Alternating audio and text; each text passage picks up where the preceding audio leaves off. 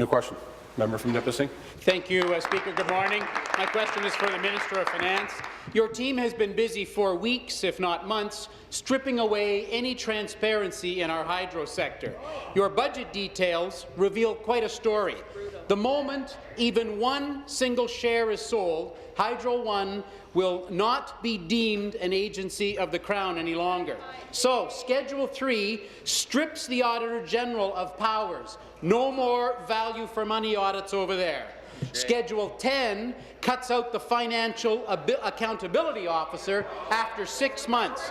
Schedule 11, the Financial Administration Act, is amended to limit our ability to obtain any information on Hydro One. Minister, what's happening here is the wholesale stripping of access to any information about an asset that people are the largest shareholder of. Is that your idea of being open and transparent? Thank you, Mr. Speaker. Mr. Speaker, we are taking advantage of a Crown Corporation of Ontario. The member from Leeds Grenville, the member from Oxford, and the member from Bruce Grey Owen Sound will come to order. And there's a few others I could get. To maximize the value of this corporation and make it into a growth corporation, recognizing that we can do better.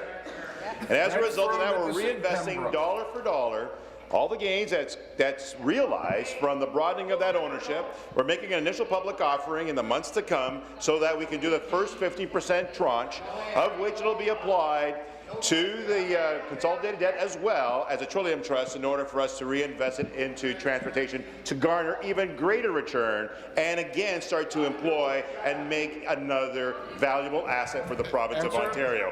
Mr. Speaker, that is an appropriate thing for us to do. The member opposite actually agrees with that because they've advocated for these kind of opportunities. They've done the wrong, doing it right. Thank you. Supplementary. It's clear you don't want us to know anything your government is really up to. Right. We had to scrounge for files in the gas plant scandal hearings, only to find that many were deleted. So you've taken care of that early this time on the Hydro One sale. You've made sure we have no access to anything Hydro One related. Schedule 13, freedom of information, no longer applies to Hydro One. We don't get to know a thing. Minister, you gave FIPA the flipper. Schedule 38 removes Hydro One from the Sunshine List. That was one of the most controversial disclosures last year. So this is one way, Minister, for you to stop the flow of information. Is that your idea of being open and transparent?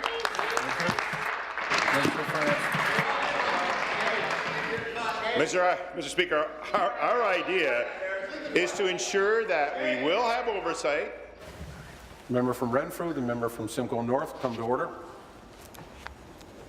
I'm not going to have people shouted down in this place. Carry on.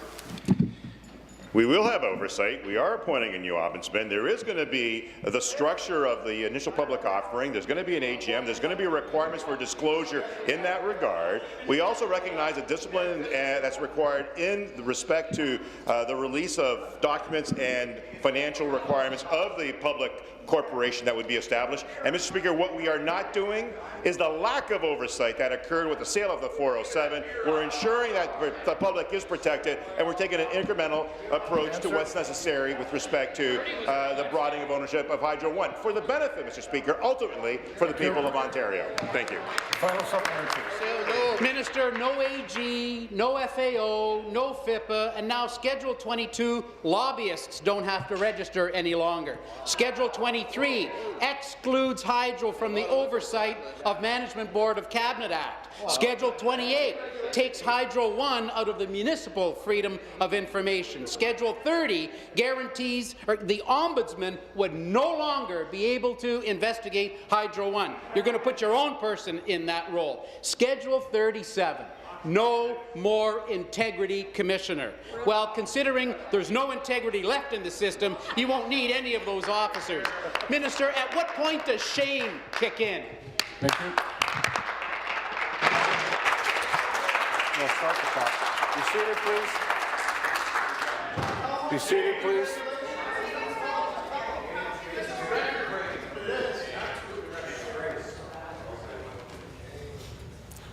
Minister. Mr. Speaker, what was shameful is the way that the member opposite and his party sold away the Highway 407 for a song, and we're still paying for it today. What is shameful is what they did when they tried to dismantle the hydro system, which has left a legacy of debt to us still today. We are doing what's correct to try to bolster the value of the corporation. We're implementing parameters as well as structure to ensure that disclosure is done and fully transparent, Mr. Speaker. The member opposite knows that full well. He's just playing politics. We're playing for the benefit of the people of Ontario, Mr. Speaker.